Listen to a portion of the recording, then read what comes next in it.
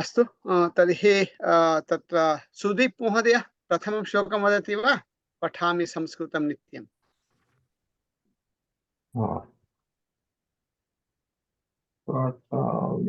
Picking it up. 1 second.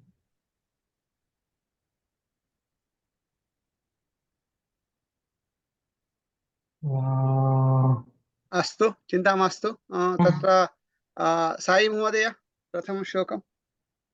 पठामि संस्कृतं नित्यं वदामि संस्कृतं सदा ध्यायामि संस्कृतं सम्यक् वन्दे संस्कृतमातरम्।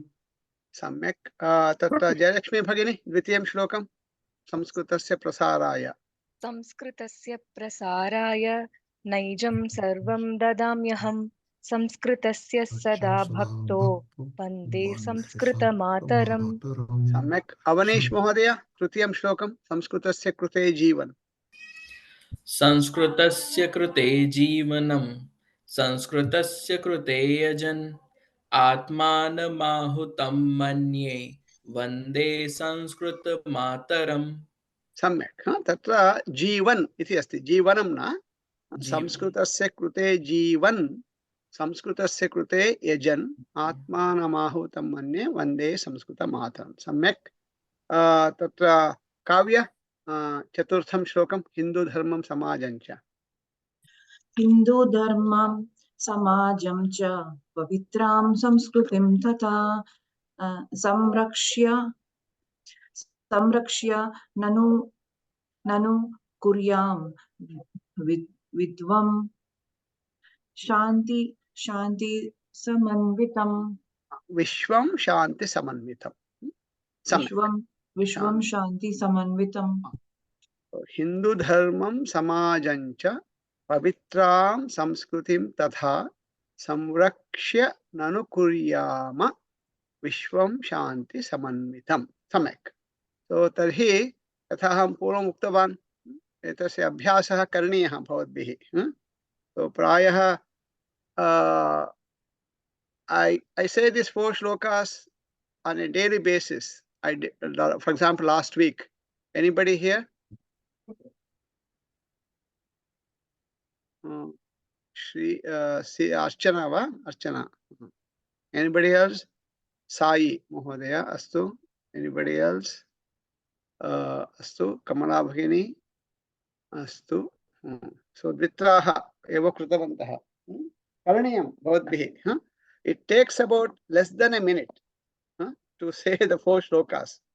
Less than 1 minute. Astu va? So we have 24 hours.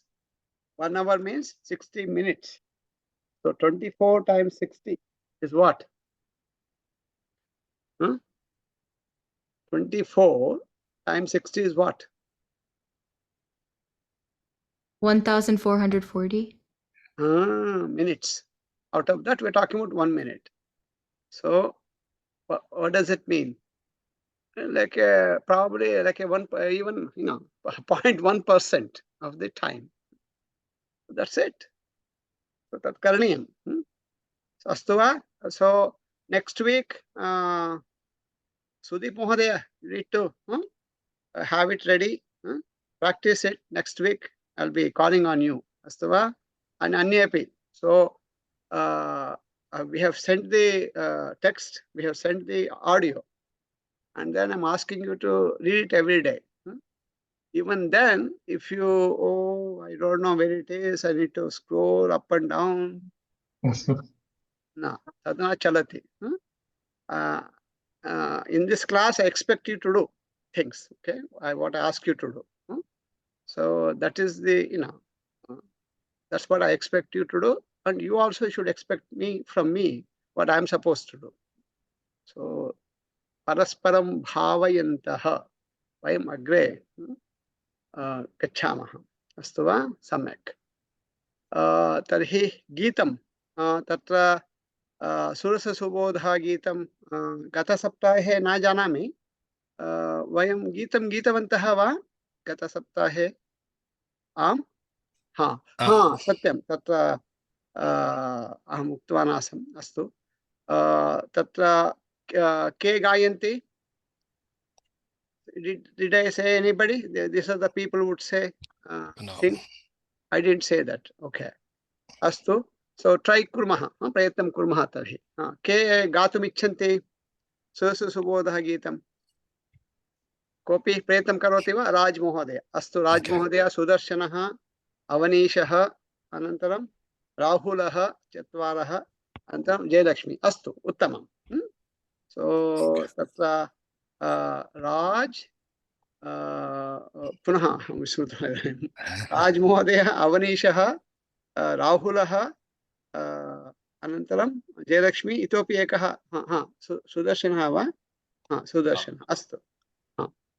राजमहोदय भवान् एवं करोतु तत्र राजमहोदयः आरम्भिकपङ्क्तिः सन्ति किल सुरसुबोध विश्वमनोज्ञा तद् भवान् गायतु अस्तु वा Okay. अनन्तरम् एकक्षणम् अनन्तरम् अवनीश भवान् कवि कोकिल तद् गायतु अस्तु वा अनन्तरं राहुल महोदय तत्र महाभारते पुण्यकथा व्यासविरचिता गणेशलिखिता तद् भवान् गायतु जयलक्ष्मी भगिनी भवती कुरुक्षेत्र समराङ्गणगीता तद् अनन्तरं सुदर्शन महोदय भवान् अन्तिम कविकुलगुरु नवदशोन्मेष तद् अनन्तरं राज महोदय भवान् पुनः रौण्ड् अप् करोतु इत्युक्ते पुनः सुबोध लैन्स् पुनः भवान् गायतु अस्तु वा तो तर्हि एकक्षणं तत्र वयं सर्वान् अत्र स्पाट्लैट् कुर्मः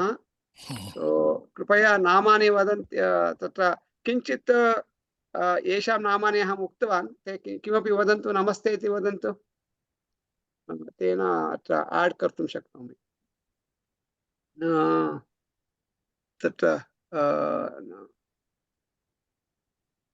तत्र येषां नामानि अहं स्वीकृतवान् ते किमपि वदन्तु नमस्ते इति those people whose name I took for singing say namaste Namaste. No, not the two people already spotlighted, other people. Namaste. One by one. Avanisha. Avanisha ekakshanam. Namaste. Ekakshanam. Atra Avanisha va kutra gatah Avanisha. Astu ekakshanam. Astu Avanisha. Antam Rahul. नमस्ते अस्तु सुदर्शनः सुदर्शन नमस्ते इति वदतु Namaste.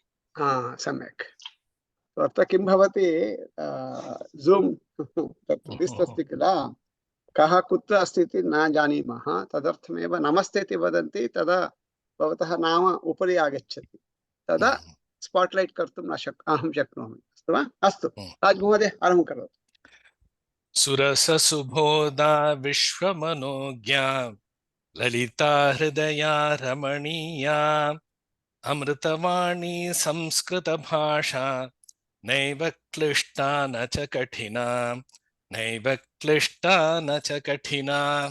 सम्यक् तत्र एकक्षणं ललिता हृद्या इति भवति हृदया न हृदया करेक्ट् हृद्या इति हृदया इति भिन्नं पदं करेक्ट हृद्या इति हृद्या अस्तु सम्यक् तत्र अवनीश महोदय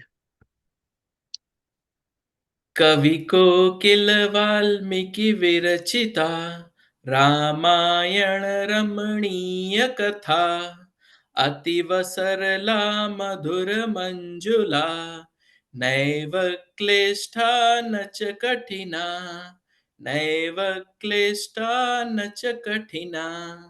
सम्यक् तत्र वाल्मीकि मी दीर्घ ईकारः अतीव अति इव अतीव तत्रापि दीर्घः ईकारः यदा भवान् उक्तवान् तदा तु ह्रस्वः इकारः तथा इ इति आसीत् इति वाल्मीकि अनन्तरम् अतीव अवगतम् तत्र दिनेश पटेल महोदय तत्र 12 पेज हैंडआउट इति जानाति वा दिनेश महोदय 12 page handout I want to know the name of the book. No, this is not a book. We're talking about a 12 page handout. Do you know? Oh, When did Yeah, you okay. join? When did you join the class? Yeah, first time, last time I was not there. No. Oh, so this is the very second class for you? Okay. No, Mohodaya. Is your second class? No, this is my third class. Huh. So when did you join the WhatsApp group? When it was first time so this is my third class. So last time I missed it. No, that's okay. I'm not asking you about missing it. I'm asking you, when did you join the class WhatsApp group? Probably about 2 to 3 weeks ago when they Yes, started. yes. So that means you may not have seen all the messages there. So go while the singing is going on. I want you to go to the class WhatsApp group. Go back. Like last week also somebody sent it. I think the 12-page handout. There's something called a PDF file, 12-page handout. Download it on that page one. Astu va? Okay. Thank you. Astu. Abar. Astu. Avanish Mohodaya abhavat. Anantaram Rahul Mohodaya. Vyasa विरचित गणेश लिखित महाभारते पुण्यकथा कौरव पांडव संगर मथिता नैव क्लिष्टा न च कठिना नैव क्लिष्टा न च कठिना सम्यक् तत्र किमस्ति व्यास विरचित एकमेव पदं व्यास पास् विरचित न व्यास विरचित गणेश लिखित तत्र अस्तु वा वितौट् पास् पुनः गायतु व्यास विरचित गणेश लिखित सो भवान् किं करोति तत्र भवान् कुतः दक्षिणभारते अथवा उत्तरभारते वा भवान् कुतः उत्तरभारते कुरुक्षेत्रे तदर्थमेव तत्र कदाचित् भेदः भवति दक्षिणभारतीयानां कश्चित् दोषः भवति अहं तु दक्षिणभारतीयः मम अन्यदोषाः भवन्ति उत्तरभारतीयानां भिन्नप्रकारेण भवति व्यासविरचित तत्र भवान् किं करोति तत्र किञ्चित् आ इति करोति अस्तु तदर्थमेव व्यासविरचित व्यासविरचितः न व्यासविरचित एकमेव पदं पास् मा करोतु पुनः वदतु व्यासविरचित व्यासविरचिता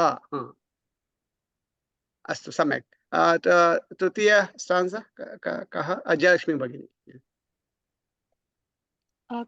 कुरुक्षेत्र समराङ्गणगीता विश्ववन्दिता भगवद्गीता अमृतमधुरा कर्मदीपिका नैव क्लिष्टा न च कठिना नैव क्लिष्टा न च कठिना सम्यक् भवती सम्यक् गायति तत्र केवलं तत्र तृतीय पङ्क्तिः भवति किल किं तद् कुरुक्षेत्र समराङ्गणगीता तत्र किञ्चित् उपरि गच्छति अभ्यासं करोति चेत् सम्यक् भवति उत्तमं सुदर्शन महोदय कविकुल गुरुनवरसोन्मेष जातु रघुकुमार कविता विक्रमशाकुन्तल बालविका नैव क्लिष्टा न च कठिना नैव क्लिष्टा न च कठिना सम्यक् उत्तमं राजमहोदय पुनः सुरससुबोधा विश्वमनोज्ञा ललिता हृद्या रमणीया अमृतवाणी संस्कृतभाषा नैव क्लिष्टा न च कठिना नैव क्लिष्टा न च कठिना सम्यक् उत्तमं तत्र जयलक्ष्मी भगिनी सुदर्शन महोदयः राजमहोदय अपि अनन्तरम् अन्य अवनीश महोदय राहुल महोदय सम्यक् गीतवन्तः किञ्चित् अभ्यासं कुर्वन्तु तेन अग्रिम सप्ताहे भवन्तः 5 जनाः एव कुर्वन्तु अस्तु वा अग्रिमसप्ताहे अपि भवन्तः एव कुर्वन्तु अस्तु वा so the same 5 people next week also तेन अभ्यासं कृत्वा आगच्छन्तु तत्पूर्वम् एकवारं जयलक्ष्मी भगिनी अत्रैव भवतु राहुल महोदय तस्य अस्तु एवं कुर्मः सो जयलक्ष्मी भगिनी भवती सुसुबोधः सर्वे तत्र शृण्वन्तु सुसुबोध भवती गायतु पङ्क्तिशः गायतु इत्युक्ते सुसुबोध विश्वमनोज्ञा इति प्रथमा पङ्क्तिः सुदर्शन महोदय भवान् अनुवदतु अस्तु वा जयलक्ष्मी भगिनी गायति, सुदर्शन महोदय अनुगायति, केवलम् आरम्भिकपङ्क्तिः। किमर्थम् इत्युक्ते एतद्वौ तत्र यथा रागः इत्युक्ते सामान्य अस्माकं वर्गेषु भवति रागः, तथा एतौ वदतः, सो गायतः, तदर्थमेव वयं शृणुमः। जयलक्ष्मी भगिनी। सुरससुबोधा विश्वमनोज्ञा सुरससुबोधा विश्वमनोज्ञा ललिता हृद्या रमणीया ललिता हृद्या रमणीया अमृतवाणी संस्कृतभाषा अमृतवाणी संस्कृतभाषा नैव क्लिष्टा न च कठिना नैव क्लिष्टा न च कठिना नैव क्लिष्टा न च कठिना नैव क्लिष्टा न च कठिना। सम्यक्, उत्तमम्। तर्हि वयम् अग्रे सरामः। सम्यक्, उत्तमम्। तो इदानीं तत्र चत्वारः आरम्भे पठामि संस्कृतं नित्यं श्लोकम् उक्तवन्तः। अनन्तरं पञ्चजनाः गीतं गीतवन्तः। अनन्तरम् अन्यजनद्वयं पुनः आरम्भिकपङ्क्तिः गीतस्य तत्र गीतवन्तौ। यदा अन्ये तत्र श्लोकान् उक्तवन्तः तदा वयमपि श्लोकम् उक्तवन्तः वा? When they were saying the shlokas, did we also say it in our home during that time? Yes or no? If you have not done it, then next time onwards you need to do it. Oh, some XYZ, it's not like a stage performance. This is it's an online class, that's why it looks like a stage performance. But in a class, somebody will say, everybody will repeat after it. But here we cannot do it. तदर्थमेव यदा एकः श्लोकं वदति वयमपि वदामः, mute मध्ये भवामः, will mute ourselves, but will say the way should be said, तथा अस्तु वा? सेम् थिङ्ग् वित् गीतम् आल्सो। कोऽपि गायति इत्युक्ते वयं न गायामः इति नास्ति, वयमपि गायामः। हैंड आउट अस्ति। सो दिनेश महोदय प्राप्तवान् वा?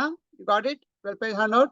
हाँ, उत्तमं। हाँ, सो तर्हि वयं तद् पश्यामः, वयमपि गायामः, अस्तु वा? सो अनन्तरं पूर्वमपि अहम् उक्तवान्, यदा अभ्यासः इति भवति अस्माकं कृते सर्वसमयः एव न पर्याप्तः भवति। By the time I go the entire class one round, nearly 30 people, तत्र किं भवति, समयः एव न भवति। तदर्थमेव वयं किं कुर्मः? उदाहरणम् अहं पृच्छामि, मम नाम गोविन्दः, भवतः नाम किम्? अखिलेश महोदय।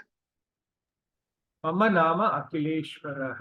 हाँ, सो अहं भवतः नाम किम् इति पृष्टवान्। All of you should have said the same thing.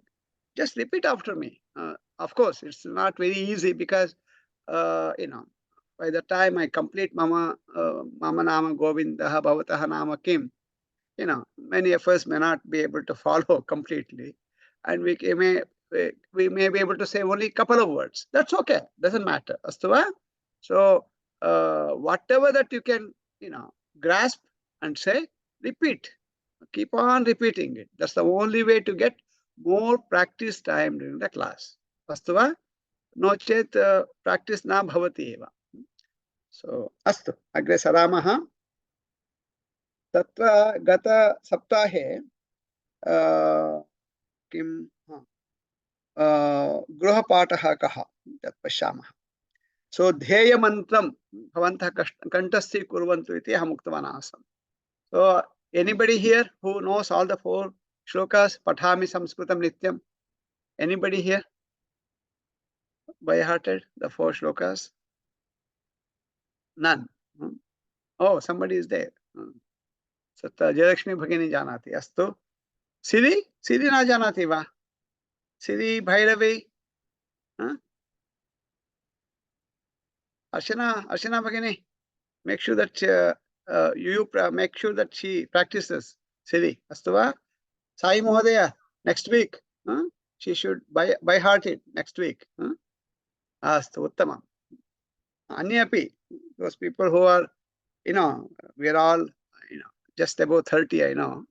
So at least, we should also try to practice. Astu, tat kurvantu. If we cannot by heart, that's okay. At least we should be able to say, looking at it and say it properly. Astu, va?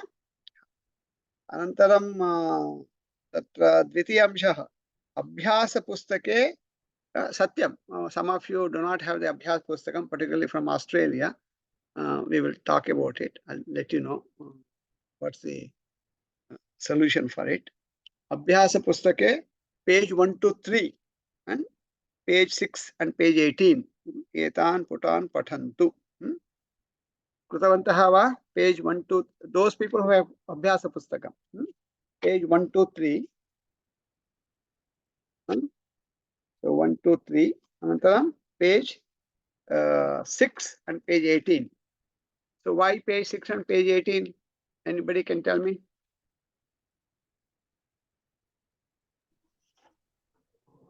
शब्दाः तत्र page 6 and 18 मध्ये वस्तूनि सन्ति.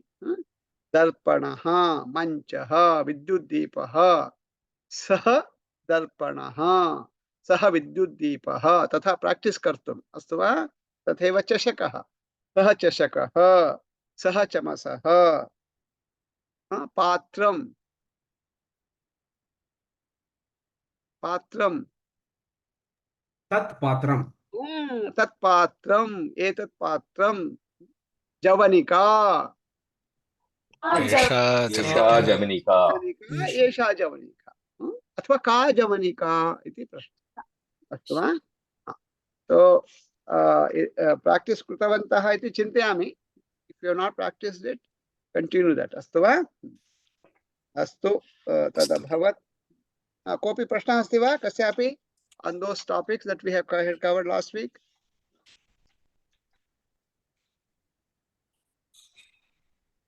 नास्ति. अस्तु, अग्रे सरामः. Page 6 and 18. Associate सः, सा अथवा तत्. तत्र पदानि सन्ति तदनुगुणं. तथैव एषः, एषा, एतत्. कृतवन्तः वा? So basically all you have to do is उदाहरणं. तत्र page 6 तत्र अहं केवलं वदामि, भवन्तः यथा योग्यं एषः, एषा, एतत् मास्तु, सः, सा, तत् योजयन्तु, वदन्तु. अस्तु वा?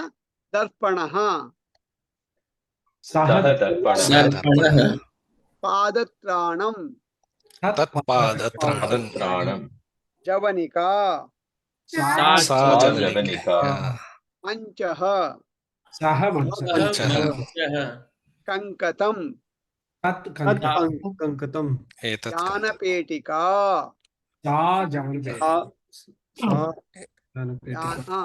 सा यानपेटिका, यानपेटिका, सा यानपेटिका. विद्युद्दीपः, सः विद्युद्दीपः, सीवनयन्त्रं. सीवनयन्त्रं. All of you are saying right, because I cannot see your lips moving. Please do lip syncing. अस्तु वा?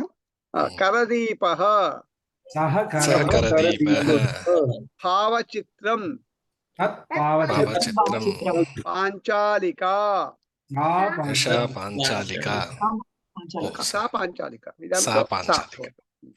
अस्तु, इदानीं तथैव एषः, एषा, एतत् इति किमपि एकं पदं तत्र योजयन्तु. अस्तु वा? चषकः, एषः चषकः, पात्रम्, एतत् पात्रं, मिश्रकम्, एतत् मिश्रकम्, अग्निपेटिका, एषा अग्निपेटिका, अग्निपेटिका, वेल्लनी, एषा बेलनी, उत्तमम्, घटः, एषः घटः, मिश्रकम्, एतत् मिश्रकम्, स्थालिका, एषा स्थालिका, दर्वी, एषा दर्वी, उत्तमम्, कर्तरी. एतत् किम्? एषा एषा एतत् कर्तरि एषा एषा कर्तरि कर्तरी सा कर्तरी एषः कर्तरि पुनः पुनः अहं वदामि एषा कर्तरि, भवन्तः वदन्ति सा कर्तरी कर्तरि उत्तमं पुस्तकम्। एतत् किम्? पुस्तकं सम्यक्, उत्तमम् उत्तमं। दूरवाणी। एतत् किम्? सा दूरवाणी सम्यक्, उत्तमम् उत्तमम् उत्तमम्। एतत् किम्? तच्चित्रं सम्यक्, उत्तमम् उत्तमम्। अङ्कनी। एतत् किम्? सा सा अङ्कनी लेखनी। एतत् किम्? सा लेखनी उत्तमम् उत्तमम्।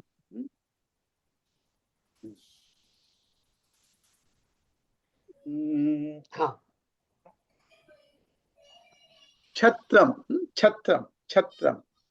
एतत् किम्? छत्रम्। उपनेत्रम्। एतत् किम्? स्वेदकं स्वेदकं स्वेदकम्। एतत् किम्?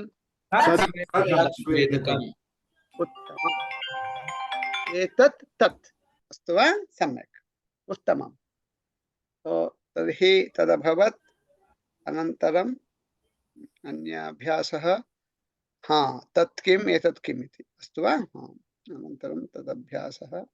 अस्तु, सम्यक्, उत्तमम्। इदानीं किं कुर्मः? अभ्यासः एवं भवतु, किमपि वस्तु दर्शयतु, एतत् किम् एतत् किम् एतत् किम् इति पृच्छन्तु। अहम् उत्तरं वदामि। अस्तु वा?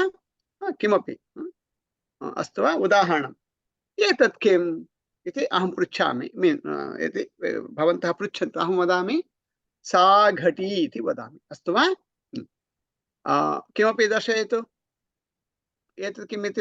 जयलक्ष्मी भगिनी, भवती पृच्छतु। एतत् किम्? एतत् किम्? सा कूपी। कमला भगिनी,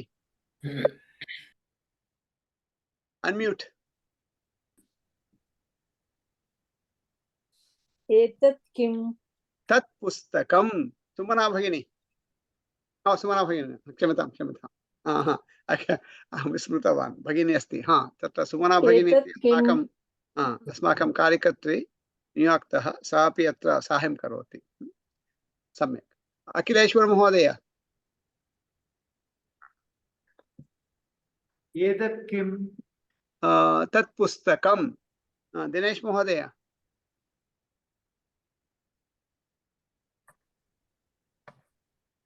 दिनेश महोदय अनम्यूट।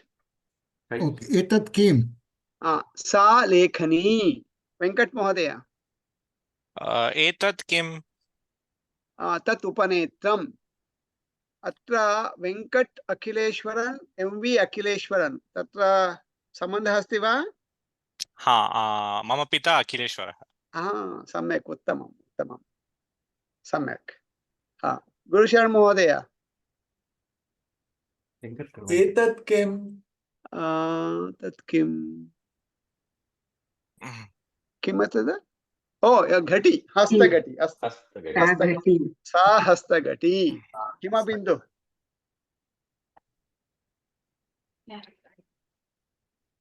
एतत् किम्?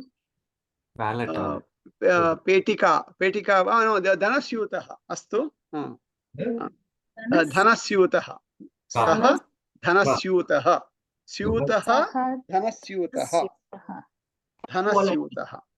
सुदर्शन महोदय, एतत् किम्? सा कूपी वा? अश्विनी, I can see. It's my phone. एतत् किम्? It's my phone. तत्र किम् अस्ति? भवत्याः तु Zoom स्क्रीन् अस्ति किल? व्यानिशिंग् स्क्रीन् अस्ति। सा दूरवाणी, सा दूरवाणी। अस्तु, सुरेन्द्र अनम्यूट। एतत् किम्? द्रष्टुं एतत् कृपया एवम् अग्रे आनयतु, एवम् आनयतु तत्र। ओके युतकं दर्शयति एतत् किं किं किं दर्शयति? युतकं दर्शयति युतकम् अस्तु, तत् युतकम् अस्तु, युतकमेव दर्शयति वा सः? अस्तु। एतत् ओ किं? तत् चित्रं, चित्रं वा अथवा दूरवाणी वा? चित्रं किल? चित्रम् अस्तु। राहुल सः एतत् किम् इति पृच्छतु। सः चमसः। यदा भवतां क्रमः भवति, यदा वदामि नाम वदामि, अन्म्यूट् कुर्वन्तु प्रथमम्, अनन्तरं शीघ्रं कुर्वन्तु, अस्तु वा? किमर्थमित्युक्ते अहं वदामि म्यूट् अन्म्यूट् कुर्वन्तु, अनन्तरं भवन्तः कुर्वन्ति, तत्रैव समयः गच्छति। शीघ्रं करणीयम्, अस्तु वा? अर्चना भगिनी। एतत् किं? सः कण्ठहारः। सः कण्ठहारः। एषः कण्ठहारः। एषः कण्ठहारः। अहं वदामि सः कण्ठहारः, भवती वदति एषः कण्ठहारः। एषः कण्ठहारः। सिरि? एतत् किं? सः सा वेणी इति भवति। वेणी अथवा केशः, केशाः। सः केशः अथवा सा वेणी। वेणी इत्युक्ते तद् यत् कृतम्। अनन्तरं केशः इत्युक्ते केशः नास्ति, केशः। अस्तु, चारु भगिनी। तत् किम्? एतत् किम्? एतत् किम्? सा अङ्कनी, सा अङ्कनी। राम? एतत् किं? तद् वदामः समीकरः। सः समीकरः, सत्यं समीकरः, सः समीकरः। एतत् समीकरः। लक्ष्मी भगिनी। एतत् किं? मौस्। मौस् अस्तु, सा मूषकसाधनं। तत् मूषकसाधनम् अस्तु। साधनम्। साधनम् अस्तु। सुदीप्। एतत् किं? तत् करपत्रं, तत् करपत्रं। राज महोदय। एतत् किं? तत् मुखवस्त्रं। मुखवस्त्रम् अथवा मुखकवचं किमपि वदामः, अस्तु। मास्क्। अस्तु, विशाल महोदय। एतत् किं? सः कण्ठहारः। कण्ठहारः किल? वस्त्र। वस्त्रम् अस्तु, तत् वस्त्रं, तद् आच्छादकम्। किं वदामः भगिनि? आच्छादकम्, आच्छादकं भिन्नं। स्वेदकम् एव महोदय। स्वेदकं, स्वेदकं, तत् स्वेदकम्। अस्तु, साई।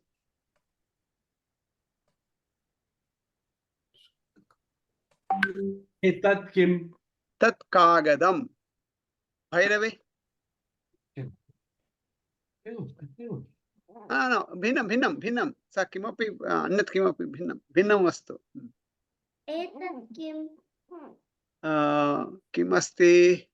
किं दर्शयति सा? शिवः। शिवः, शिवः अस्तु, शिवः। सः शिवः।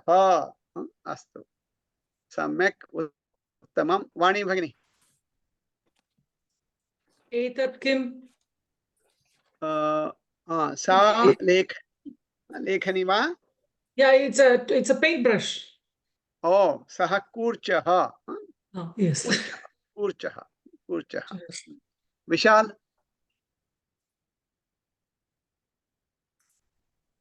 विशाल अभवत् किल? विशाल अभवत्, अस्तु अस्तु। भवानी।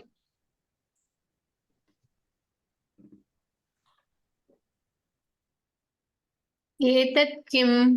तत् उपनेत्रं। काव्य।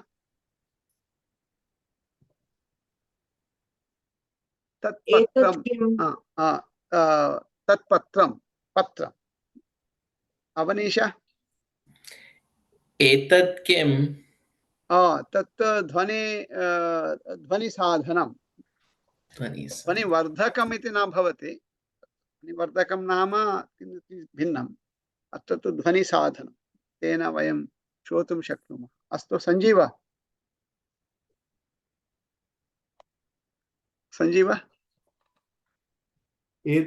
एतत् किम् तत् पत्रम् अस्तु लक्ष्मी एतत् किम् सा वार्तापत्रिका वा यस् आम् अस्तु आनन्द एतत् किं ब्लाङ्केट् तद् आच्छादकम् सिन्धु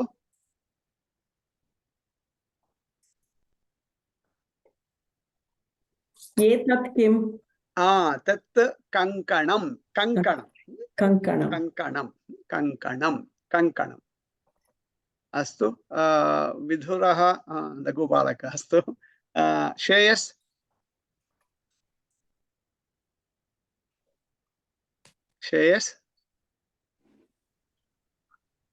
एतत् किम् तत् शिरस्त्रम् अस्तु मोहक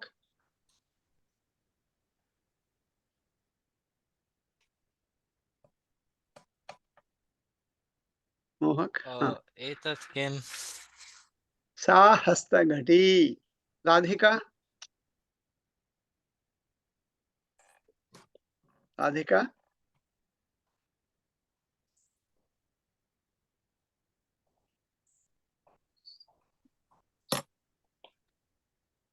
किं तद् सा पृच्छतु एतत् किम् सा लेखनी सम्यक् तत् किम् एतत् किम् अस्तु वा इदानीं पुनः तदेव कुर्मः एकः दर्शयतु पृच्छतु एतत् किम् इति अन्यः वदति अस्तु वा न जानाति सुमना भगिनी वा अहं वा वदामः नाम किं वस्तु नाम किम् अस्तु वा पुनः जयलक्ष्मी भगिनी किमपि दर्शयतु उदाहरणम् अहं पृच्छामि अस्तु वा सुमना भगिनी एतत् किम् सा दूरवाणी भवती किमपि दर्शयतु जयलक्ष्मी भगिनी वदति एतत् किम् इति एतत् किम् दिनदर्शिका वा पुस्तकं वा दिनदर्शिका दिनदर्शिका सा दिनदर्शिका उत्तमं जयलक्ष्मी कमला जयलक्ष्मी दर्शयतु कमला वदति एतत् किम् इति पृच्छ एतत् किम् दूरवाणी सा दूरवाणी कमला अखिलेश्वरन्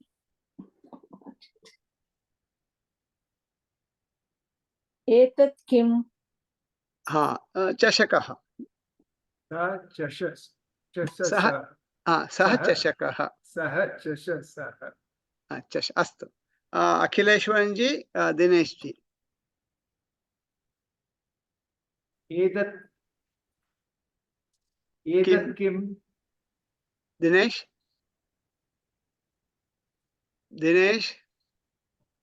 अस्तु सः उपनेत्रं तत् उपनेत्रं So I want all of you to be a little bit more alert. Otherwise, we're going to lose time. It's an online class. So that's why, unless I tell who it is and other things, unless in-person class is different. So tadartham, be ready. And as I said, single task, nothing else. If you're in the class, you're in the class. That's it. Be attentive in the class, ready to mute, unmute, say things, kind of thing. You should be attentive here.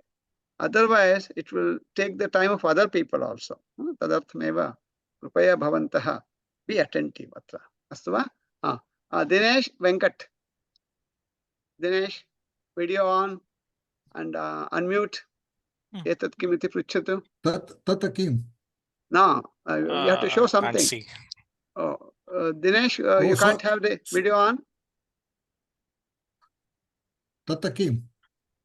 दूरवाणी एतत् किम् दिनेश जी एतत् किम् वेङ्कट् सा दूरवाणी सम्यक् वेङ्कट् गुरुशरण్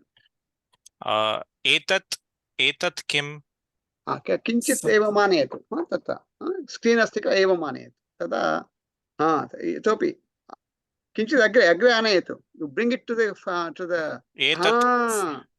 एतत् किम् सा लेखनी उत्तमं गुरुशरण్ हिमबिन्दु so all of you know where the camera on your screen right on your computer bring it to the near to the thing मापिका हिमबिन्दु एतत् किम् तत्र गुरुशरण్ दर्शयति एतत् किं वदति मापिका एषा सा मापिका सा मापिका मापिका सा मापिका मापिका अस्तु हिमबिन्दु सुदर्शन्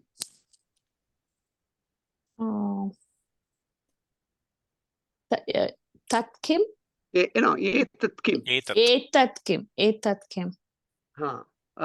तत्र किं तद् सा लेखनी लिप् बाम् अस्तु अस्तु अस्तु अस्तु ओष्ठलेपकम् ओष्ठलेपकम् अस्तु सुदर्शन् अश्विनी एतत् किम् अङ्कनी सा अङ्कणी अश्विनी सुरेन्द्र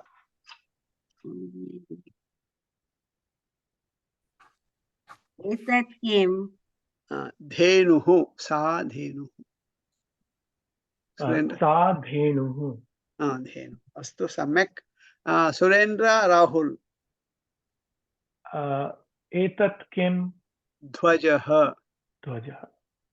सः ध्वजः सम्यक् उत्तमं सम्यक् राहुल महोदय राहुल सिरि एतत् किम् पात्रम् सा पात्रम्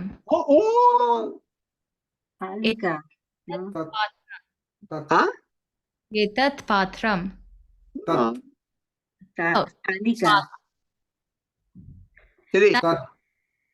तत् पात्रम् तत् पात्रम् अस्तु वा पुनः Rahul sir you show the same thing से राहुल महोदय एतत् किम् तत् पात्रम् सम्यक् सिरि अर्चना एतत् किम्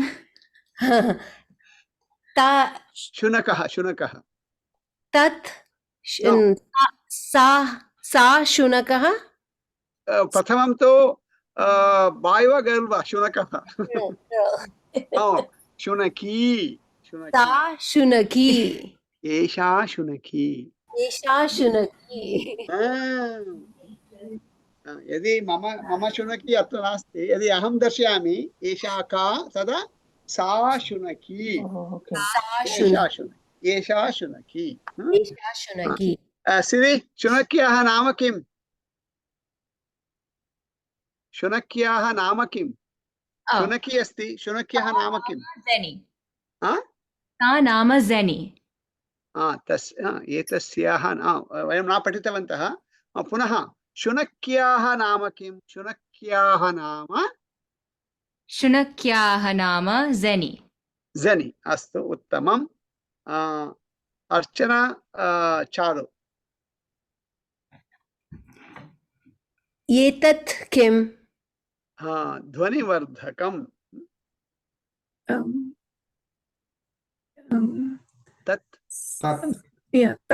ध्वनिवर्धकम् सम्यक् चारु Bhairavi also when we show things we should make to other people it's little easier what we know and what others will know evam tatha astu va evam evam evam अथवा एवं तथा यत् अन्ये अपि जानन्ति.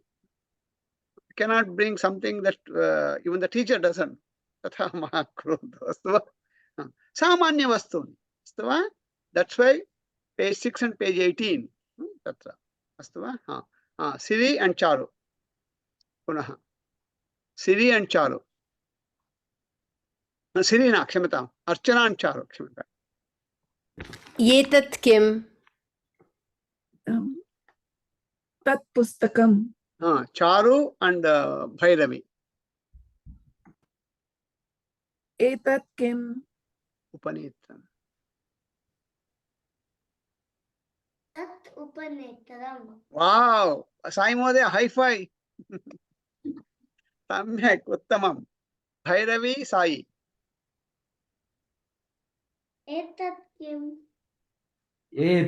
एषः स्यूतः. सम्यक्, उत्तमम्. Sai, Vani. एतत् किम्? पुस्तकम्. तत् पुस्तकम्. सम्यक्, उत्तमम्. Vani, Ram.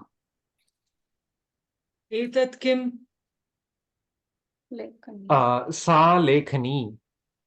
Ram, Rashmi. एतत् किम्? मूषक, what is that? मूषकसाधनम्. एतत् मूषकयन्त्रम्. अस्तु, मूषकयन्त्रम्. अस्तु, भवतु नः. रश्मि, सुदीप्. एतत् किम्? किञ्चित् you have to bring it to the सा लेखनी. लेखनी. अस्तु, सुदीप्, राज. एतत् किम्? दूरवाणी. सा दूरवाणी. सम्यक्, उत्तमं. राज, विशाल. एतत् किम्? सा कर्तरी. उत्तमं. विशाल, भवानी. एतत् किम्? दूरवाणी. सा दूरवाणी. सम्यक्. भवानी, काव्या. एतत् किम्? कोपी. सा कोपी. उत्तमं. काव्या, अवनीश. एतत् किम्? स्यूतः, धनस्यूतः. धनस्यूतः. तत् स्यूतकः. धनस्यूतः. तत् धनस्यूतकः. तत्र सः धनस्यूतः. सः धनस्यूतः. सम्यक्, उत्तमम्. अवनीश, संजीव. एतत् किम्? लेखनी. लेखनी. सा लेखनी. संजीव, आनंद. एतत् किम्?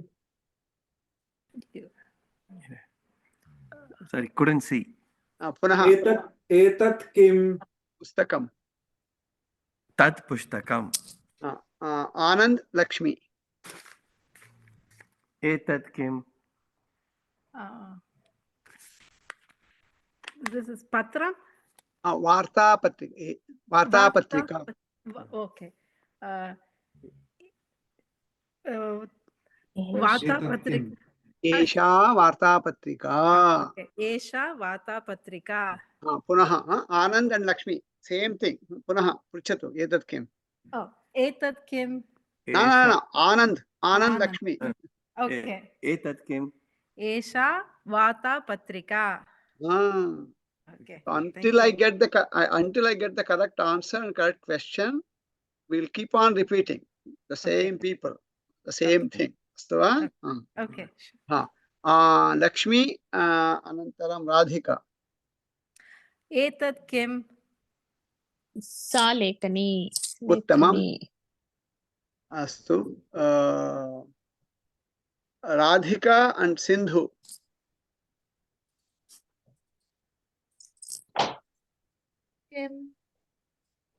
कर्तरी. कत्रे सा कत्री सिंधु सा कर्तरी उत्तमं सिंधु and then Jayalakshmi एतत् किम् अंगुलीयकं वा एतत् अंगुलीयकं जयलक्ष्मी अंगुलीयकम् अंगुलीयकं अंगुलीयकम् उत्तमं जयलक्ष्मी मोहक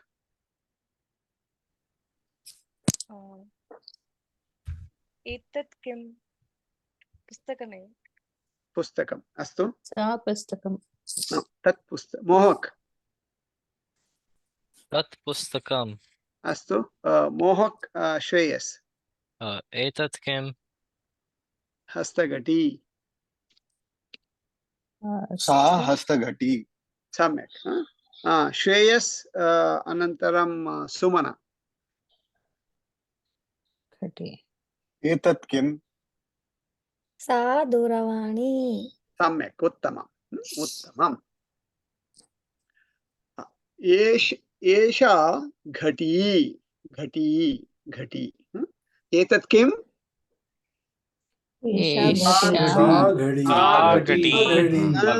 सम्यक् उत्तमम् एतत् किम् एषा घटी एषा घटी वा आम् एषा घटी पुस्तकम् एतत् पुस्तकं वा आम् एतत् पुस्तकम् चित्रं चित्रं चित्रं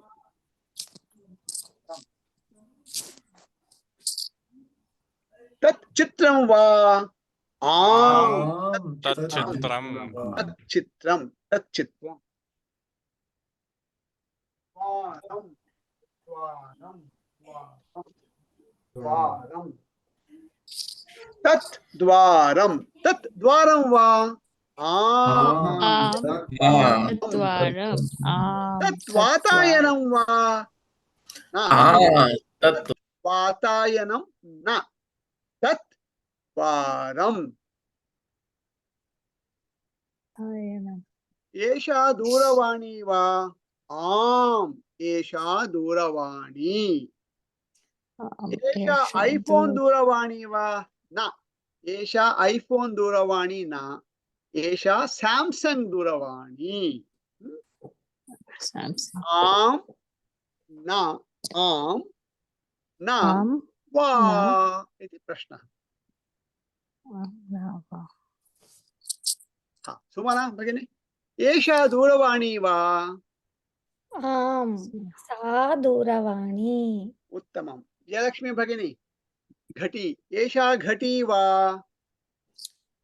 आम् सा घटी उत्तमं सुदर्शन महोदय अंकनी एषा अंकनी वा आम् सा अंकनी उत्तमम् अश्विनी भगिनी लेखनी एषा लेखनी वा आम् सा लेखनी उत्तमं वेंकट महोदय स्वेदकं स्वेदकम् एतत् स्वेदकं वा आम् तत् स्वेदकम् उत्तमं गुरुशरण उपनेत्रम् एतत् उपनेत्रं वा आम् तत् उपनेत्रम् उत्तमम् उत्तमं छत्रं छत्रं हिमबिन्दु एतत् छत्रं वा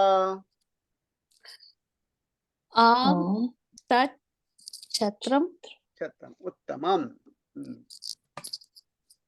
सुरेंद्र अंकनी एषा एषा लेखनी वा न तत् अंकनी लेखनी न अंकनी न सा अंकनी न क्षम्यतां क्षम्यतां क्षम्यताम् अहं रिवर्स् उक्तवान् अंकनी अस्ति लेखनी न एषा लेखनी वा न सा लेखनी न सा अंकनी अस्तु कदाचित् ममापि भ्रमः भवति अंकनी अंकनी लेखनी लेखनी अङ्कनी सम्यक् उत्तमं राहुल महोदय एतत् पुस्तकं वा आम् तत् पुस्तकम् उत्तमम् अर्चना एतत् छत्रं वा आम् तत् छत्रम् छत्रम् उत्तमम् सिरि चित्रम् एतत् चित्रं वा आम् तत् चित्रम् उत्तमम् चारु एषा दूरवाणी वा न तत् सा दूरवाणी न सा दूरवाणी सा दूरवाणी न सा घटी उत्तमम् भैरवी एतत् पुस्तकं वा आम् तत् पुस्तकम् सम्यक् उत्तमम् उत्तमम् साई महोदय एषा अङ्कनी वा न सा अङ्कनी न अङ्कनी यस् यस् आम् सा अङ्कनी अङ्कनी लङ्किनी न अङ्कनी सा अङ्कनी अङ्कनी अङ्कनी उत्तम उत्तम वाणी एतत् पुस्तकं वा एतत् पुस्तकम् आम् तत् पुस्तकम् सारी उत्तमं राम एतत् लेखनपुस्तकं वा आम् तत् लेखनपुस्तकम् सम्यक्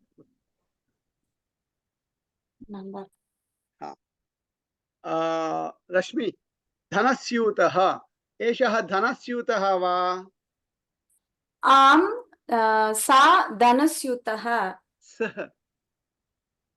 सः धनस्यूतः उत्तमम् उत्तमम् तत्र रश्मि सुदीप रश्मि किमपि दर्शयतु किं दर्शयति दर्शयतु एकं वस्तु दूरवाणी रश्मि एषा दूरवाणी वा आम् एषा दूरवाणी प्रश्नं पृच्छति एषा दूरवाणी वा एषा दूरवाणी वा सुदीप आम् सा दूरवाणी उत्तमं सुदीप राज किं दर्शयति सुदीप एतत् पत्रं वा एतत् पत्रं वा राज आम् तत् पत्रम् उत्तमं राज राज उपनेत्रं राज उपनेत्रं राज विशाल एतत् उपनेत्रं वा आम् तत् उपनेत्रम् उत्तमं विशाल भवानी तत्र कूपी अस्ति वा विशाल कूपी अथवा दूरवाणी सा लेखनी वा एषा लेखनी वा सारी एषा लेखनी वा न सा दूरवाणी अस्तु न सा लेखनी न सा दूरवाणी सम्यक् भवानी काव्या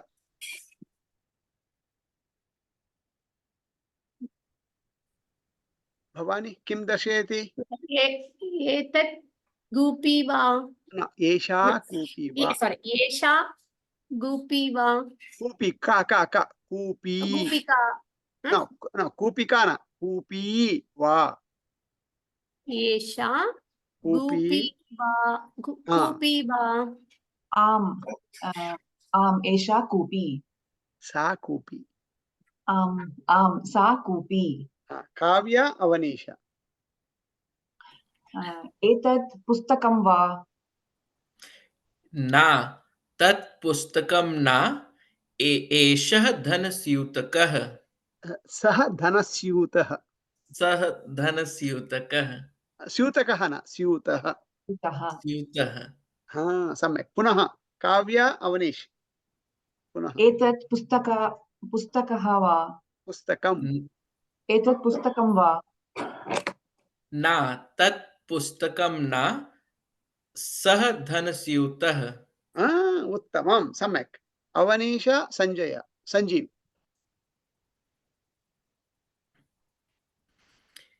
एतद् अङ्कनी वा एषा अङ्कनी वा एषा अङ्कनी वा न सा अङ्कनी न सा लेखनी उत्तमं संजीव आनंद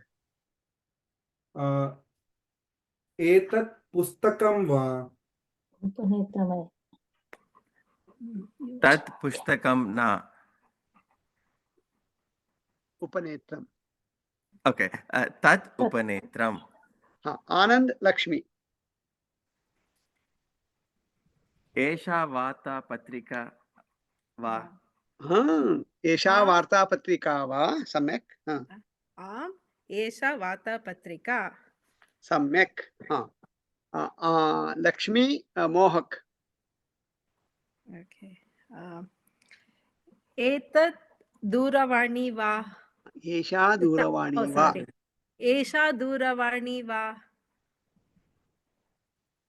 आम् आम् सा दूरवाणी आम् सा दूरवाणी मोहक सिंधु मोहक सिंधु एषा पुस्तका एतत् पुस्तकं वा एतत् पुस्तकं वा न तत् पुस्तकं न तत् पुस्तकं न सा घटी हस्तघटी सा हस्तघटी सम्यक् मोहक राधिका न क्षम्यतां मोहक न राधिका नाम स्मृतवान् नाम किं का उक्तवती इदानीं सिन्धु सिन्धु राधिका पुस्तकः एतत् पुस्तकं वा एतत् पुस्तकं वा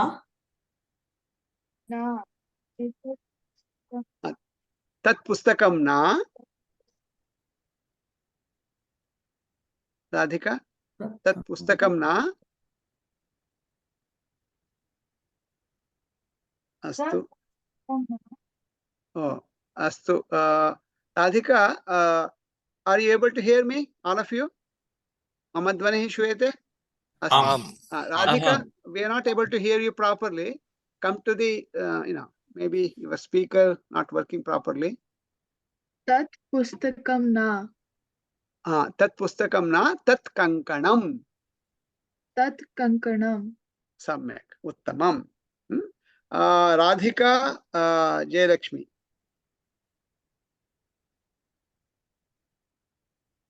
तत् पुस्तकं वा so Radhika, because of your virtual background, we're not able to see what you're showing.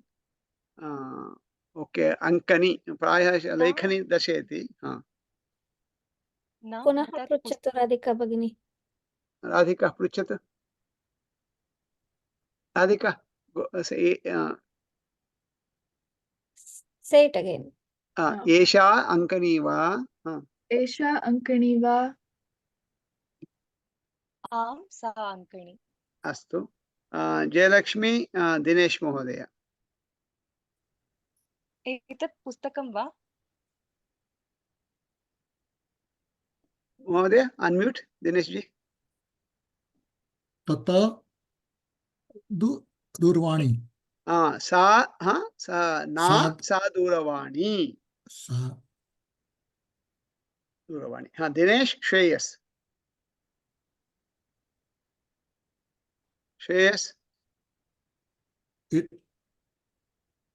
एषा लेखनी एषा लेखनी वा श्रेयस लेखनी वा आम् सा लेखनी सम्यक् उत्तमं श्रेयस सुमना एतत् पत्रं वा पत्र अस्ति श्रेयस पत्रमेव आम् तत् पत्रं सम्यक् उत्तमं उत्तमम् पुस्तकं पुस्तकं पुस्तकम् अत्र अस्ति पुस्तकम् अत्र अस्ति पुस्तकम् अत्र अस्ति द्वारं तत्र अस्ति द्वारं तत्र अस्ति पुस्तकम् अत्र अस्ति पुस्तकम् अत्र अस्ति द्वारं तत्र अस्ति पुस्तकम् अस्ति पुस्तकम् अस्ति दूरवाणी नास्ति दूरवाणी नास्ति दूरवाणी नास्ति दूरवाणी अस्ति पुस्तकं नास्ति पुस्तकं नास्ति पुस्तकम् अस्ति दूरवाणी नास्ति दूरवाणी अस्ति पुस्तकं नास्ति नास्ति उपनेत्रम् अस्ति उपनेत्रम् अस्ति केशः नास्ति केशः नास्ति केशः नास्ति घटी अस्ति घटी अस्ति कर्तरी नास्ति कर्तरी नास्ति कर्तरी नास्ति लेखनपुस्तकम् अस्ति लेखनपुस्तकम् अस्ति लेखनपुस्तकम् अस्ति लेखनपुस्तकम् अस्ति लेखनी नास्ति लेखनी नास्ति लेखनी अस्ति लेखनपुस्तकं नास्ति लेखनपुस्तकं नास्ति मापिका मापिका मापिका अस्ति मापिका अस्ति मार्जनी मार्जनी मार्जनी मार्जनी नास्ति मार्जनी नास्ति अस्ति नास्ति संस्कृतवर्गः अस्ति इंग्लिश वर्गः नास्ति संस्कृतवर्गः अस्ति इंग्लिश वर्गः नास्ति अस्ति नास्ति अभ्यासपुस्तकम् अत्र अस्ति अभ्यासपुस्तकम् अत्र अस्ति द्वारं तत्र अस्ति द्वारं तत्र अस्ति द्वारं तत्र अस्ति द्वारं तत्र अस्ति घटी अत्र अस्ति घटी अत्र अस्ति चित्रं गणेशस्य चित्रं गणेशचित्रं तत्र अस्ति गणेशचित्रं तत्र अस्ति घटी अत्र अस्ति उपनेत्रम् अत्र अस्ति पुस्तकम् अत्र अस्ति चित्रं तत्र अस्ति द्वारं तत्र अस्ति उपनेत्रं कुत्र अस्ति उपनेत्रम् अत्र अस्ति उपनेत्रम् अत्र अस्ति द्वारं कुत्र अस्ति द्वारं तत्र अस्ति गणेशचित्रं कुत्र अस्ति गणेशचित्रं तत्र अस्ति पुस्तकं कुत्र अस्ति पुस्तकम् अत्र अस्ति पुस्तकम् अत्र अस्ति दूरवाणी कुत्र अस्ति दूरवाणी अत्र अस्ति वृक्षः तत्र अस्ति वृक्षः कुत्र अस्ति वृक्षः तत्र अस्ति दीपः दीपः दीपः तत्र अस्ति दीपः कुत्र अस्ति दीपः तत्र अस्ति उपनेत्रं कुत्र अस्ति उपनेत्रम् अत्र अस्ति सुमना भगिनी दूरवाणी कुत्र अस्ति दूरवाणी अत्र नास्ति अस्तु कमला भगिनी उपनेत्रं कुत्र अस्ति उपनेत्रं तत्र अस्ति अत्र अस्ति तत्र भवत्याः उपनेत्रं ओके उपनेत्रं तत्र अत्र अस्ति हाँ सम्यक् वेंकट पिता कुत्र अस्ति मम पिता तत्र अस्ति तत्र अस्ति अस्तु गुरुशरण उपनेत्रं भवतः उपनेत्रं कुत्र अस्ति मम उपनेत्रम् अत्र अस्ति सम्यक् उत्तमम् अर्चना सिरि कुत्र अस्ति सिरि अत्र अस्ति उत्तमं साई महोदय भैरवी कुत्र अस्ति भैरवी अत्र अस्ति लक्ष्मी भगिनी राम महोदयः कुत्र अस्ति राम अत्र अस्ति उत्तमम् आनंद महोदय लक्ष्मी भगिनी कुत्र अस्ति लक्ष्मी भगिनी कुत्र लक्ष्मी लक्ष्मी कुत्र अस्ति लक्ष्मी अत्र अस्ति सम्यक् उत्तमम् काव्य धनस्यूतः कुत्र अस्ति धनस्यूतः अत्र अस्ति उत्तमम् सुरेन्द्र घटी सुरेन्द्र घटी कुत्र अस्ति घटी तत्र अस्ति सम्यक् राहुल दूरवाणी कुत्र अस्ति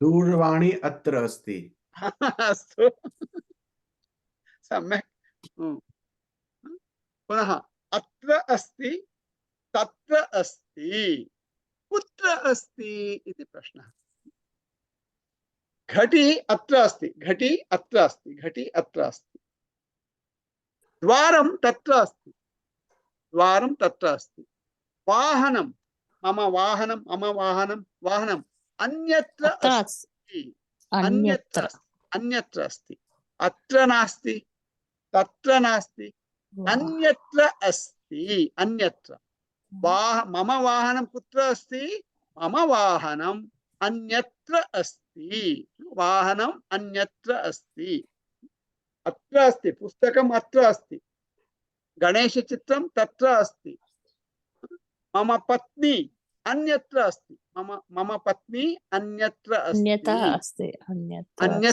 अन्यत्र अन्यथा न अन्यत्र अत्र अस्ति तत्र अस्ति अन्यत्र अस्ति कुत्र अस्ति अमेरिका देशः अत्र अस्ति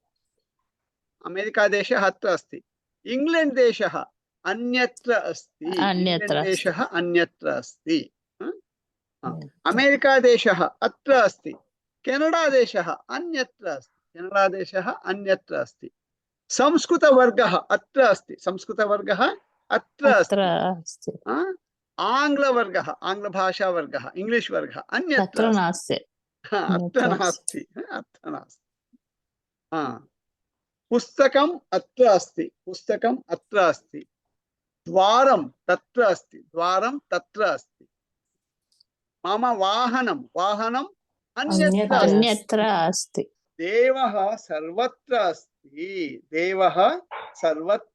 देवः सर्वत्र अस्ति देवः अत्र अस्ति देवः तत्र अस्ति देवः अन्यत्र अस्ति देवः सर्वत्र अस्ति वायुः सर्वत्र अस्ति दीपप्रकाशः सर्वत्र अस्ति दीपप्रकाशः अत्र अस्ति तत्र अस्ति अन्यत्र अस्ति दीपप्रकाशः सर्वत्र अस्ति आकाशः स्पेस इति वदामः आकाशः सर्वत्र अस्ति आकाशः अत्र अस्ति आकाशः तत्र अस्ति आकाशः अन्यत्र अस्ति आकाशः सर्वत्र अस्ति अत्र अस्ति तत्र अस्ति अन्यत्र अस्ति सर्वत्र अस्ति कुत्र अस्ति इति प्रश्नः अत्र अस्ति गुरुशरण महोदय देवः कुत्र अस्ति सर्वत्र अस्ति वेंकट अन्यत्र पिता कुत्र अस्ति वेंकट पिता अन्यत्र अस्ति अखिलेश्वर महोदय भवतः उपनेत्रं कुत्र अस्ति मम उपनेत्रं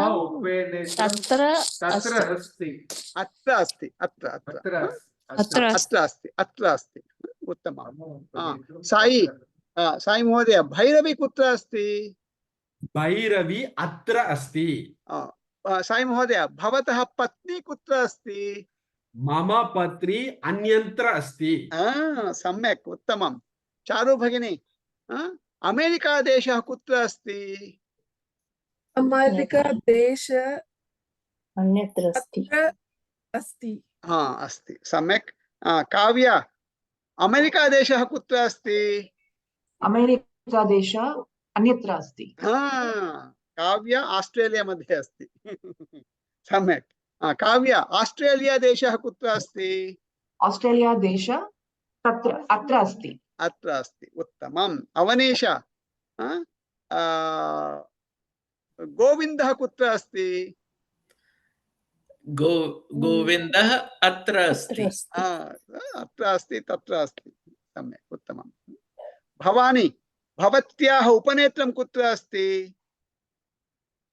भवने सारी उपनेत्रं भवत्याः उपनेत्रं अत्र अस्ति ओके मम उपनेत्रं मम उपनेत्रम् अत्र अस्ति अत्र अस्ति अत्र अस्ति हा आनंद महोदय लक्ष्मी भगिनी आनन्दः कुत्र अस्ति आनंद अत्र अस्ति आनन्दः अत्र अस्ति सम्यक् उत्तमं हा न भगिनी हा न अस्ति हस्ति न अस्ति अस्ति आ इति अकारः अस्तु राम महोदय रश्मि कुत्र अस्ति रश्मि अत्र अस्ति उत्तमं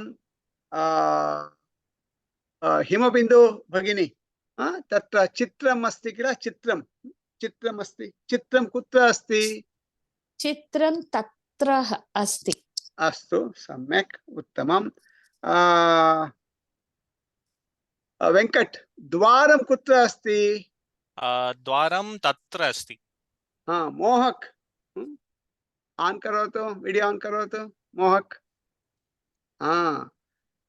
मोहक भवतः उपनेत्रं कुत्र अस्ति उपनेत्रम् अत्र अस्ति you have to show sorry उपनेत्रम् अत्र अस्ति सम्यक् उत्तमं मोहक सिंधु दूरवाणी कुत्र अस्ति मोहक दूरवाणी कुत्र अस्ति दूरवाणी कुत्र अस्ति सिंधु मम दूरवाणी तत्र अस्ति अस्तु तत्र अस्ति अस्तु अन्यत्र अस्ति पुनः अस्ति न अस्ति अत्र अस्ति तत्र अस्ति अन्यत्र अस्ति सर्वत्र अस्ति कुत्र अस्ति इति प्रश्नः अस्मिन् सप्ताहे एवम् अभ्यासं कुर्मः क्षम्यतां समयः अतीतः अत्र समापयामः अस्तु वा तर्हि मङ्गलश्लोकम् उक्त्वा समापयामः प्रश्नाः सन्ति चेत् अनन्तरं पृच्छन्तु सर्वे भवन्तु सुखिनः सर्वे सन्तु निरामयाः सर्वे भद्राणि पश्यन्तु मा कश्चित् भाग् भवेत् ॐ शान्ति शान्ति शान्तिः तर्हि गृहपाठः तत्र पूर्वं यत् पठितवन्तः इत्युक्ते पेज् 1 to 3 अनन्तरम् अद्य वयं page 4 page 5 page 6 and page 7 and 8 tat paditavantah so 1 to 8 pages 1 to 8 plus page 18 tatra so tat sarvam vayam ekvaram pathamah tatra abhyasah iti bhavati kila abhyasanapi vayam samapayamah anantaram tatra सम्भाषणम् इत्युक्ते अन्यः कोऽपि भवति तेन सह अथवा तया सह किञ्चित् सम्भाषणम् उदाहरणं भवतः नाम किं तद्वारं तत् किं द्वारं तत्र अस्ति पुस्तकम् अत्र अस्ति तथा सम्भाषणं मुखेन वदन्तु अस्तु वा प्रश्नाः सन्ति वा कस्यापि एकं प्रश्नः अस्ति एकः प्रश्नः अस्ति नैव क्लिष्ट न च कठिना किमर्थं गायामः ट्यून् रेकार्डिंग् अस्ति वा अस्ति प्रेषयामि तत् पूर्वं न प्रेषितवान् अस्मिन् सप्ताहे प्रेषयामि अस्ति धन्यवादः सम्यक् उत्तमम् एक क्वेश्चन अस्ति भवान् शुनकः इति शब्दः वदति शुनकः कुकुरः सेम् वा सत्यं तत्र कदाचित् किं भवति भिन्नानि पदानि भवन्ति एकमेव वस्तु अथवा किमपि भवति परन्तु तत् सूचकं पदम् इत्युक्ते भिन्नानि पदानि भवन्ति शुनकः कुक्कुरः समानं कुक्कुटः इति भिन्नं पदं तत्तु को को को को को को कुक्कुटः बो बो बो बो बो बो शुनकः कुक्कुरः शुनकः श्वानः सेम् तत्र तु किञ्चित् भिन्नं तत्र श्वानः इति न वदामः किमर्थम् इत्युक्ते तत्र शब्दः किञ्चित् भिन्नप्रकारेण भवति अत्र प्राथमिकवर्गः प्राथमिकवर्गे वयं सुलभं पदं सरलं पदं यद् भवति तस्य प्रयोगं कुर्मः। शुनकः इति सुलभं भवति। श्वानः इति एकरीत्या तत्र बहुवचने भवति। श्वा श्वानौ श्वानः इति तत् भिन्नं। तत्तु यथा इदानीं तु 2024 अस्ति, 2026 पठामः। अस्तु। अन्य प्रश्नः? विशाल। So for Canada, you used Canada anyatra asti, but can we use tatra asti also for Canada? So atra and tatra, very important thing is you should be able to see it. Tadaiva atra tatra. If you're not able to see it, then you cannot use atra or tatra. You have to use something else, anyatra. Astu? Only when you are able to see it from your own eyes, tada तथा भवति। अत्र तत्र इति। उदाहरणं पुस्तकम्, I can see it. पुस्तकम् अत्र अस्ति। द्वारम्, I can see it. तत्र अस्ति। But I cannot see my वाहनं. वाहनं अन्यत्र अस्ति। अस्तु वा? So only when you are able to see. So America desha atra asti, of course. When one can question, can you see America desha? Of course I can see America desha. Because the place I'm in, America desha. So tadarthameva America desha atra asti. Canada desha anyatra asti. Because I cannot see America, Canada desha. Govinda महोदय, एकं प्रश्नम् अस्ति। गीतं श्लोका अस्ति, यत्र योगेश्वरः पार्थो तत्र पार्थो धनुर्धरः। So अत्र यत्र सम्यक् अस्ति? No, तद् भिन्नं. So yatra we will study, but probably in about 3 months from now we will study about yatra. इदानीं तु केवलं अत्र तत्र अन्यत्र सर्वत्र कुत्र इति प्रश्नः। पञ्चपदानि। यत्र इत्यादिकम् अनन्तरं पठामः। परन्तु उत्तमः श्लोकः, तद् श्लोकमपि पठामः, चिन्ता नास्ति अनन्तरम्। अन्य कोऽपि प्रश्नः कस्यापि नास्ति? तर्हि पुनः अग्रिमसप्ताहे मिलामः। अहं यतः उक्तवान्, the first 15 minutes स्वाध्यायः। किमर्थम् इत्युक्ते I keep on telling you guys to practice at home and other things, and many of you do not even see my WhatsApp messages, so let alone practice. So I want you to come to the class on time. Oh, Govinda is going to come at anyway 6:15 California time. Then I'll come at 6:15. No, I want you to come at 6 o'clock or even earlier and sit in the class in the means wherever you are, and look into, first of all, at least that time, review whatever that I have sent, right?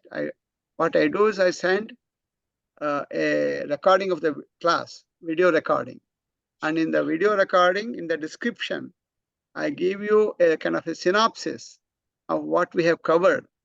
Like, for example, what we covered based upon the previous classes. Then I will say what we have covered this week. And then I also say what is the homework assignment. So A, B, C, or 1, 2, 3, something I write it down. And since I also know that many of us may not be able to see it properly in the video description, I take it, copy and paste into our WhatsApp group also as messages. So that's also there. So I want you to read them and possible watch the video one more time, even if you have attended the class. If you cannot come to the class, then you have to watch the video. Otherwise, you'll be losing. Losing in the sense you won't be able to understand what has been taught in the class. So I want you to watch the video. If you do not come, even if you come, if you watch, it will be better. That way you'll understand it better. In addition to that, I want you to practice at home simple sentences. Mama nama kim, bhavatyaha nama kim, bhavataha nama kim, saha ganeshaha, esha ghati, all these different things. Whatever that you have learned, keep on saying it, right? For that, you don't need a specific time and place, right? To speak. Whatever that you know, keep just doing it. Sometimes, oh no, I don't remember the words. That's why we have the hand. Write it down the hand. If you cannot, just we many times we do cheat sheet type of thing, right? Sometimes you don't remember, you keep it on, write it on hand. Do that. Tatha kurvantu. Kimapi kurvantu. But practice. Abhyasah karaniyah pratidinam. Astu va? Tarhi atra viramamah. Shubharatrihi. Namaste. Sumana Namaste. bhagini kinchit tishtati va? Nimishadvayam. आं महोदय